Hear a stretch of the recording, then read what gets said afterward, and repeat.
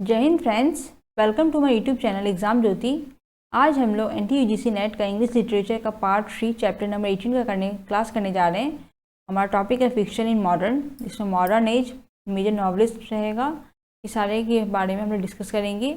इनसे रिलेटेड हम important MCQs discuss करेंगे आज की वीडियो में। प्रीवियसली हमने 2 वीडियोज़ ऑलरेडी हमने प्रोवाइड किए हुए हैं, जिसमें हमने कुछ MCQs प्रोवाइड किए सेम टॉपिक से, ठीक है। और बिफोर स्टार्टिंग द क्लास, अगर आपने चैनल को सब्सक्राइब नहीं किया है सब्सक्राइब करें, लाइक शेयर कमेंट्स करना ना भूलें। फिर शुरू करते हैं आज का class. Which is the following is example of homosexual fiction. Homosexual fiction का कौन सा इसमें से एग्जाम्पल है? ऑप्शन है the well of loneliness, Maurice, Orlando, the ballad of the Reading gaol. The right answer is Maurice. Maurice जो हमारा example है होमोसेक्सुअल फिक्शन का, ठीक है। Our next question is in the novel a passage to India, what is the main reason Aziz decides not to attend the bridge party? And the options are he feels sick, it is his wife's death anniversary, he wants to spend time with his children, last option is he is angry with Major Calendar. And the right answer is it is his wife's death anniversary. तो novel जो है हमारा passage to India, इसमें main reason क्या था? अजीज़ ने क्यों bridge party attend नहीं किया था? क्योंकि उस दिन उसका वाइफ का डेथ एनिवर्सरी था और वो बहुत दुखी था, इसीलिए उसने अटेंड नहीं किया, ठीक है। Our next question is whose birth are the Hindus, including God Bull, writing for in the novel A Passage to India? Options are Sri Krishna, Stella Moore's baby, Jesus, Idila's baby. And the right answer is Sri Krishna.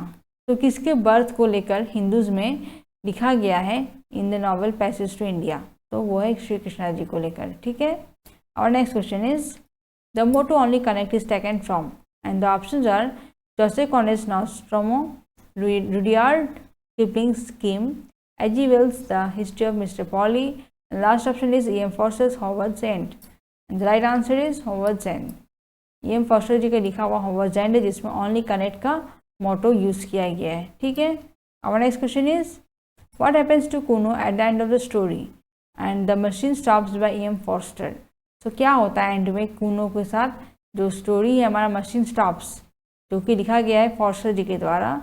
So options are he becomes immortal, he defeats the machine, he dies, and last option is he leaves the planet. Right answer is he dies. वो मर जाता है, finally last में वो कुनो जो है मर जाता है, ठीक है। Our next question is in the story of the kingdom, what is Mr. Beaumont's gift to his wife? So options are a kingdom of eels, a necklace, a collection of trees, a slave. And the right answer is a collection of trees. जो story है हमारा other kingdom, इसमें mister bound जी का लिखा हुआ जो है what is mister bounds gift, उसका मिस्टर ब्यूमॉन्ट का क्या गिफ्ट था अपनी वाइफ को लेकर? तो उन्होंने एक कलेक्शन ऑफ ट्रीज, पेड़ का एक गुच्छा उन्होंने गिफ्ट में दिया था अपनी वाइफ को। किसने दिया था? मिस्टर ब्यूमॉन्ट ने दिया था, ठीक है। और next question is Molly Bloom is the character in James Joyce. Options are a portrait of the artist as a young man, Dubliners, Ulysses, Exiles. The right answer is Ulysses. Mary Bloom जो character है James Joyce ji का लिखा हुआ जो writing है, उसमें किस में ये कैरेक्टर है? तो वो है उलिसिस में। उलिसिस में मॉली ब्लूम एक कैरेक्टर है, ठीक है।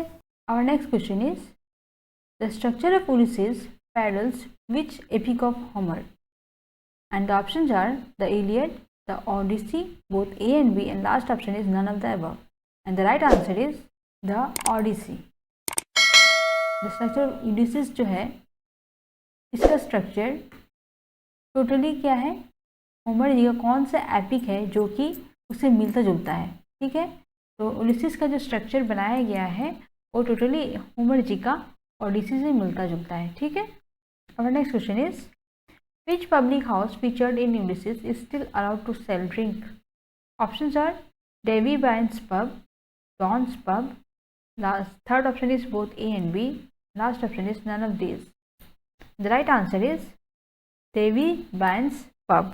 तो कौन सा पब था यूलिसिस में जिसमें अभी भी अलाउड था कि वो लोग ड्रिंक्स वगैरह सेल कर सकते हैं, ठीक है। तो पब का नाम क्या था?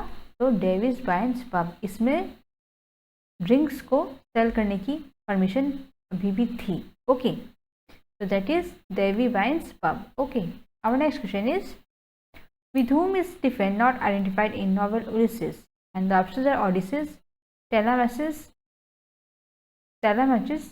Hamlet, and last option is Shakespeare, and the right answer is Shakespeare. तो किसी साथ स्टीफन जी को आइडेंटिफाई नहीं किया गया है इन द नॉवल उलिसिस में, तो वो है शेक्सपियर जी के साथ, ठीक है। With Shakespeare Stephen is not identified, okay, in the novel Ulysses, okay. Our next question is, in the novel A Portrait of the Artist, as a young man at Christmas dinner, Stephen witnesses an argument between his father and John Carey on one side, and the options are Dante on the other, his mother on the other side, his brother on the other, and last option is Uncle Charles on the other. And the right answer is Dante on the other. तो जो हमारा novel है a portrait of the artist as a young man, इस novel में Christmas dinner चल रहा था, उसमें स्टीफन जी को विटनेस किया गया था एक आर्ग्यूमेंट में। और वो आर्ग्यूमेंट किस किस के बीच चल रहा था?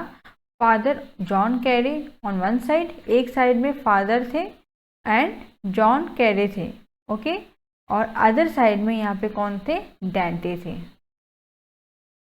और इन दोनों के बीच में क्या चल रहा था? आर्ग्यूमेंट, ठीक है। Our next question is, the name Daedalus makes allusion to, options are the mythological figure who devours his own daughter to prolong his life. Second option is the mythological figure who escaped from his island prison by constructing a pair of wings. Third option is the mythological figure who solved the riddle of the Sphinx. And last option is the mythological figure who flew too close to the sun. The right answer is the mythological figure who escaped from his island prison by constructing a pair of wings. So the name Daedalus जो है ये allusion means refer करना, तो reference दे रहा है, किसको reference कर रहा है? तो Daedalus पर रेफर कर रहा है the mythological figure who escaped from his island prison. Island का बना प्रिजन से वो अपने आप को भगा रहा था, बचा रहा था, वहाँ से भाग रहा था by constructing a pair of wings, ठीक है, दो विंग्स बनाकर वो अपने आप को वहाँ से स्केप करने में कामयाब रहा था, ठीक है, इस तरह से अपने आप को बचा रहा था। तो that was Dedalus, okay. Our next question is, an epiphany is as used by James Joyce is, and options are an Irish Catholic prayer, a personal moment of clarity, a subconscious desire, an Irish marriage ritual. The right answer is a personal moment of clarity. Epiphany क्या है? जो कि James Joyce ने word use किया था, तो ये है एक पर्सनल मोमेंट ऑफ क्लैरिटी, ठीक है, कोई भी चीज़ को क्लियर करने के लिए, क्लैरिटी देने के लिए जो मोमेंट होता है, पर्सनल होता है, that is called epiphany, okay. और next question is, the title Araby refers to, and the options are the main character's name, a market, the main character's nick name, last option is name of town where story is set. The right answer is a market. जो title है हमारा अरेबी, ये क्या था? तो ये एक market था, okay. Our next question is, which Irish national figure is celebrated in the novel Ivy Day in the committee room? And the options are James Joyce, second option is Bono, third option is Charles Stewart Parnell, last option is Leopold Bloom. Right answer is Charles Stewart Parnell. कौन सा Irish figure है, national figure है, जो कि celebrated is in the novel Ivy Day in the committee room? ये जो novel है Ivy Day in the committee room, इसमें कौन से आयरिश नेशनल फिगर को सेलिब्रेट किया गया था? तो वो है चार्ल्स स्टुअर्ट पर्नेल जी का, ओके। इसे नेशनल फिगर के हिसाब से उसने सेलिब्रेट किया गया था, okay. Our next question is, in the story a little cloud by James Joyce, what was the Little Chandler dream about becoming? And the options are a poet, a newspaper reporter, a legal copier, a weather forecaster. The right answer is a poet. तो हमारा जो ए little cloud story है James Joyce जी के द्वारा लिखा गया है, ठीक है, इसका टाइटल जो है what was the Little Chandler dream about becoming. तो चैंडलर था, वो क्या बनना चाहता था, उसका क्या सपना था? तो he wants to become a poet, okay. Our next question is, Our next question is, which are three most experimenting novels of Woolf? Woolf ji का 3 सबसे ज़्यादा एक्सपेरिमेंटिंग नॉवेल्स कौन कौन सा है? Option are, first option is a room of one's own, Mrs Dalloway, the waves. Second option is Orlando, a room of one's own, the years. Third option is the waves, to the lighthouse, Mrs. Dalloway, and last option is The Waves, Jacob's Room, The Voyage Out. The right answer is The Waves, To the Lighthouse and Mrs. Dalloway. ये उनका wolf ji का, Virginia Woolf ji का experimenting novels था, ठीक है. That is the waves, to the lighthouse and Mrs Dalloway. Okay, our next question is, फिर भले ही B C इधर हो गया, ये मतलब नहीं है, आंसर है ये वाला, ठीक है. तो ये आप ध्यान दीजिएगा, बी सी से कोई मतलब नहीं, ये अलग बात है, ये ऊपर होना चाहिए, नीचे होना चाहिए था, but that doesn't matter. Okay, our next question is, which was Virginia's last novel. Virginia ji का लास्ट नॉवल कौन सा था. Option are Mrs Dalloway, the years, between the acts, and the last option is the waves. The right answer is between the acts. Virginia Woolf ji का last novel का नाम क्या था, वो है between the acts. Okay, our next question is, which of the following works of Virginia consist of discussion of women's writing and its historical, economic and social underpinning. And the options are Orlando, The Years, Night and Day, and last option is A Room of One's Own. The right answer is A Room of One's Own. कौन सा इसमें से Virginia ji का work है जिसमें discussion हुआ है women's की राइटिंग को लेकर, उनकी हिस्ट्रिकल बैकग्राउंड को लेकर, इकोनॉमिक को लेकर, सोशल अंडरपिनिंग को लेकर, जितने भी पिन किए हुए सारी बातों को किसमें डिस्कस किया गया है, a room of one's own novel में, ठीक है. और next question is, what event delayed the publication of The Voyage Out? And the options are the Battle of Britain, First World War, Second World War, the Great Depression. The right answer is First World War. तो कौन सा event था जिसकी वजह से delay हो गया था publication of the voyage out में. वॉयज आउट जो है उसमें पब्लिकेशन में देरी हो गया था, तो क्यों हुआ था, because of the first world war, ठीक है.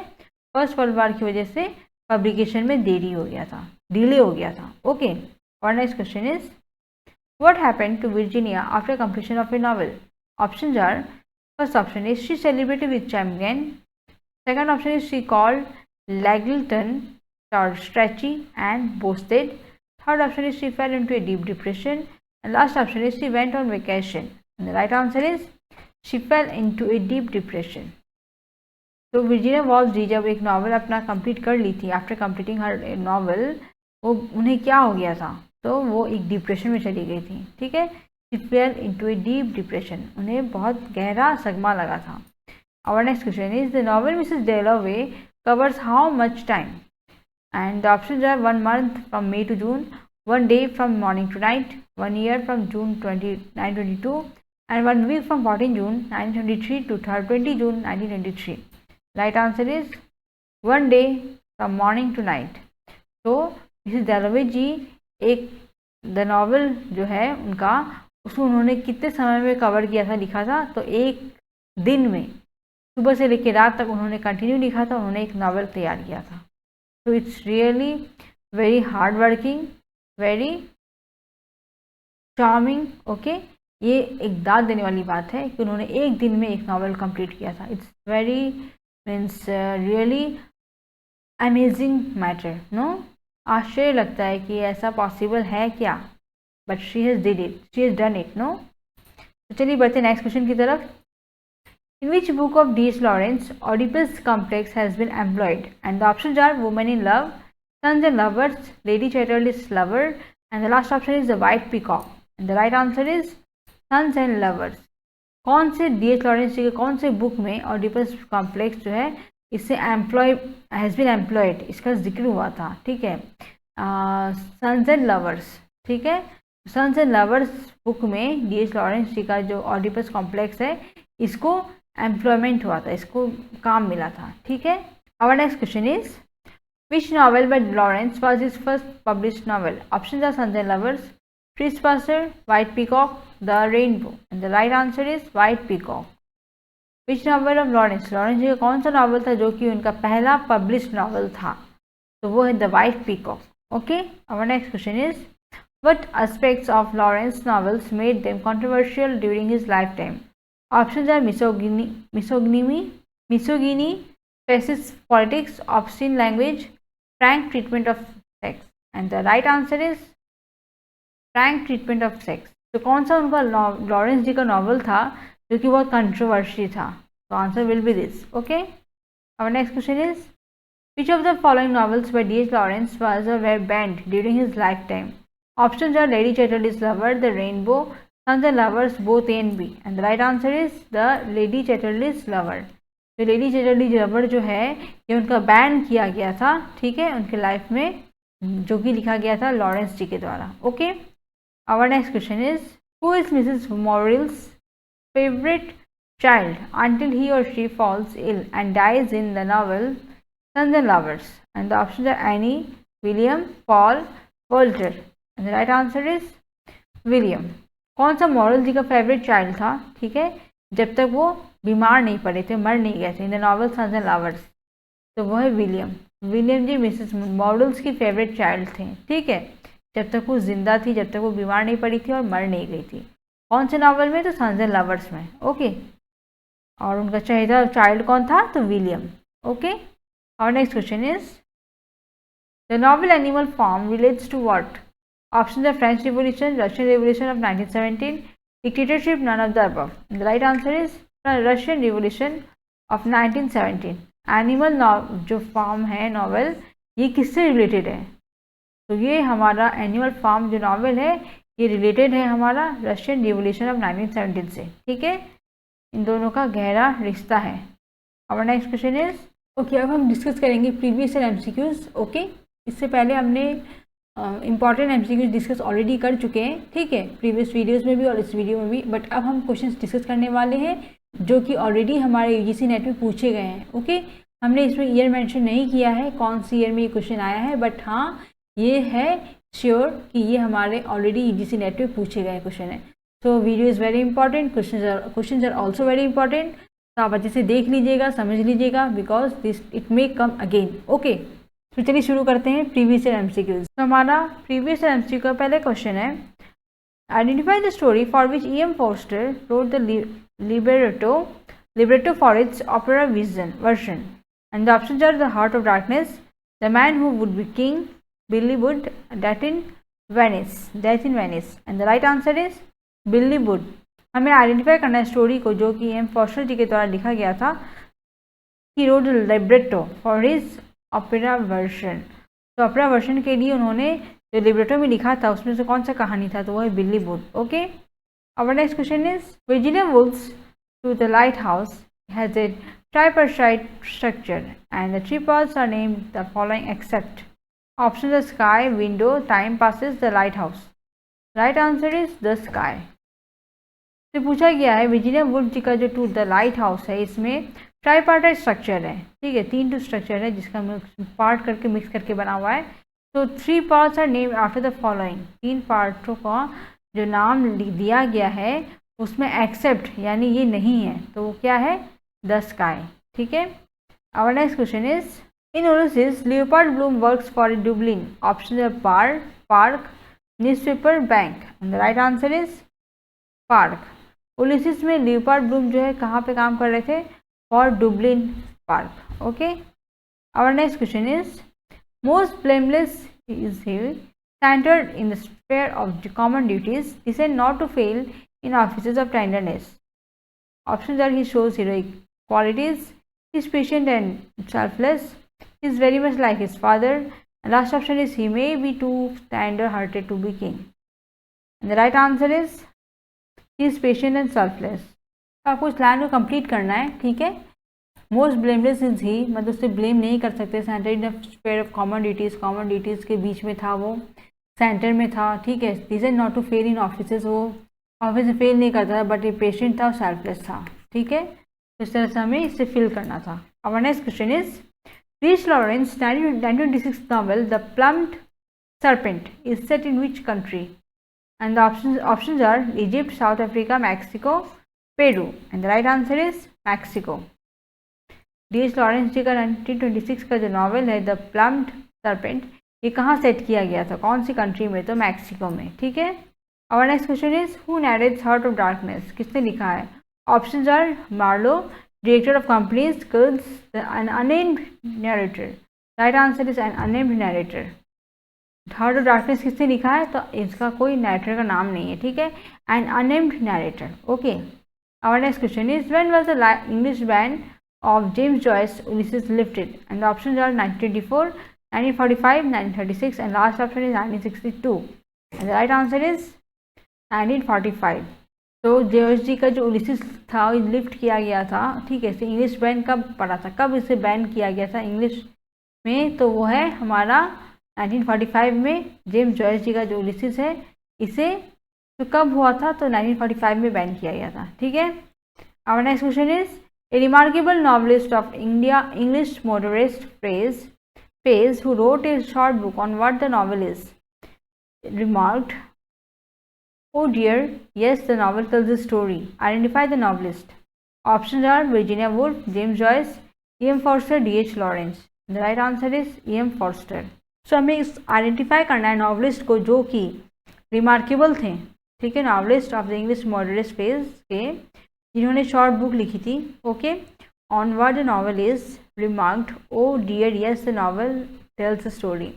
तो उसमें रिमार्क मिला था कि yes oh dear yes the novel tells a story. तो किसने लिखी थी वो, तो E.M. फॉर्स्टर जी ने लिखी थी, ठीक है। और next question is in which novel of Virginia Woolf does painter in the act of painting actually figure as the character? Options are voyage out, the English empire, Jacob's room, to the lighthouse. And the right answer is to the lighthouse. Virginia Woolf ji का कौन सा novel है जिसमें painter जो है painting का act कर रहा है, ठीक है, actually figure as the character, जिसका एक्चुअल फिगर में है वैसे ही दर्शाया गया है, तो वो है टू द लाइट हाउस में, ठीक है। And today's last question is Leopold Bloom in Ulysses is, and the options are a Great War veteran, second option is a Dublin bar owner, third option is a Jewish advertising agent, and last option is an Irish nationalist. And the right answer is a Jewish advertising agent.